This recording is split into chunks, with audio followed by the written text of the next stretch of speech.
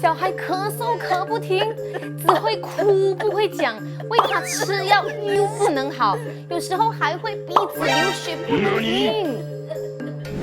小孩子一直咳嗽最危险的，用枇杷膏还是吃药都不能好，最怕卡着不能呼吸。我朋友的孩子就是这样，长期咳嗽严重到需要吸 oxygen， 真的是很危险的。我是关心你家小孩的 Krista， 我自己本身也是有一个4岁的女儿，真的非常建议妈妈们一定要准备这一支全马第一种双重功效的喷雾型保健品的 Oral Spray 在身边。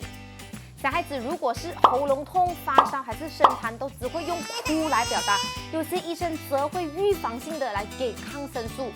其实这样做呢，达不到预防的效果，而滥用的后果只会越来越难控制病情。那为什么这一罐 Oral Spray 那么小，但是还贵过市面上的 Oral Spray 呢？原因就是里面的成分是由来自4种浆果的原花青素浓缩萃取的，比如阿萨伊姜、蔓越莓、山桑子、鱼干子，还有9种全天然植草成分，非常天然和非常高抗氧化的成分。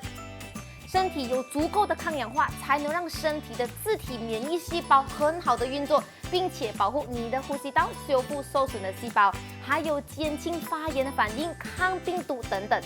这罐小小的 Oral Spray 就有至少4种的抗氧化成分，真的特别适合有鼻子敏感扁桃体、咳嗽、喉咙痛、声痰、口臭、哮喘的人，尤其是小孩子都可以使用。